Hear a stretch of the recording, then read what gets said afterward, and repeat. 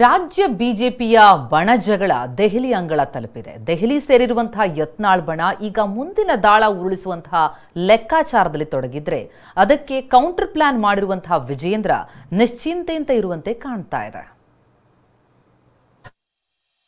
ದೆಹಲಿಯಲ್ಲಿ ಧಗಧಗಿಸುತ್ತಿದೆ ರಾಜ್ಯ ಬಿಜೆಪಿಯ ಬಂಡಾಯ.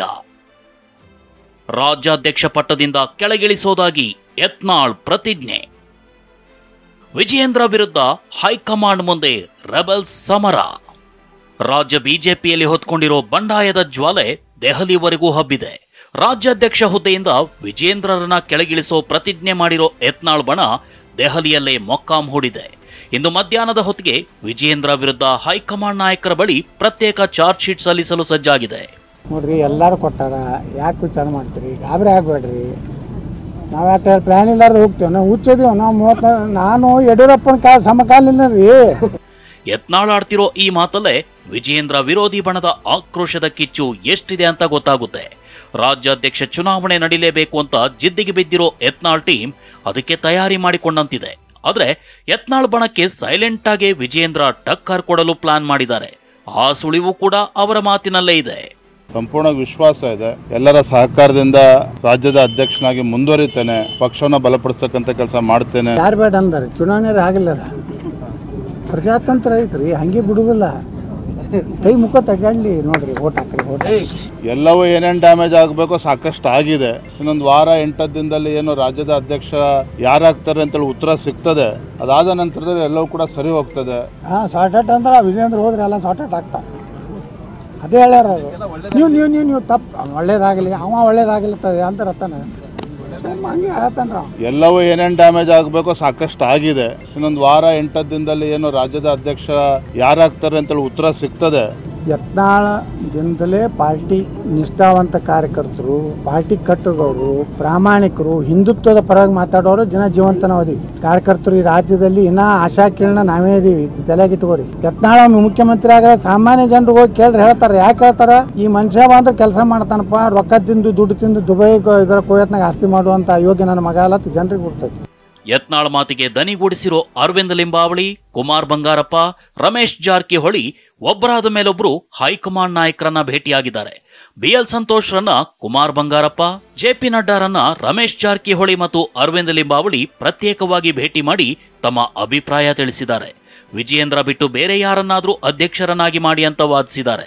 ನೋಡಿ, ಹೈಕಮಾಂಡ್ ಭೇಟಿ ನೀನು ರಾತ್ರಿ ಭೇಟಿ ಇದು ಅಂದರೆ ಇನ್ನಿನ ರಾತ್ರಿ 11 ಗಂಟೆಗೆ ಒಂದು ಇಬ್ಬರು ಪ್ರಮುಖರು ಭೇಟಿಯಾಗಿದ್ದೇವೆ. ನಾವು ಈಗಾಗಲೇ ನಮ್ಮ ಎಲ್ಲ ಹೈಕಮಾಂಡ್ಗೆ ಮನವಿ ಮಾಡಿಕೊಟ್ಟಿದ್ದೇವೆ. ಅವ್ರ ಕೊನೆಯ ತೀರ್ಮಾನ ಏನು ತಗೊಂತಾರ ಅದನ್ನು ತಲೆಬಾಗಿ ನಾವು ಸ್ವೀಕಾರ ಮಾಡ್ತೀವಿ. ರಾಜ್ಯಾಧ್ಯಕ್ಷ ಚುನಾವಣೆಗೆ ಸ್ಪರ್ಧಿಸುವಂತೆ ಯತ್ನಾಳ್ಗೆ ಪಂಥಾಹ್ವಾನ. ಇಂದು ವಿಜಯೇಂದ್ರ ಆಪ್ತರಿಂದ ಯತ್ನಾಳ್ ವಿರುದ್ಧ ಸಭೆ ಸಾಧ್ಯತೆ. ದೆಹಲಿಯಲ್ಲಿ ಬಿಜೆಪಿ ಬಂಡಾಯ ಬಣ ತಮ್ಮ ತಂತ್ರ ಹೆಣಿತಿದ್ರೆ ವಿಜಯೇಂದ್ರ ಟೀಮ್ ಕೊತನೆ ಕುದೀತಾ ಇದೆ. ಬಂಡಾಯ ಬಣದ ನಾಯಕ ಯತ್ನಾಳ್ಗೆ ರಾಜ್ಯಾಧ್ಯಕ್ಷ ಚುನಾವಣೆಗೆ ಸ್ಪರ್ಧಿಸುವಂತೆ ಪಂಥಾಹ್ವಾನ ಕೊಟ್ಟಿದ್ದಾರೆ. ಇದಕ್ಕೆ ಕೌಂಟರ್ ಕೊಟ್ಟಿರೋ ಯತ್ನಾಳ್, ಲಿಂಗಾಯತ ಕೋಟಾ ಬಂದ್ರೆ ನಾನೇ ನಿಮ್ಮ ವಿರುದ್ಧ ಸ್ಪರ್ಧಿಸ್ತೀನಿ ಅಂತ ತೊಡೆ ತಟ್ಟಿದ್ದಾರೆ.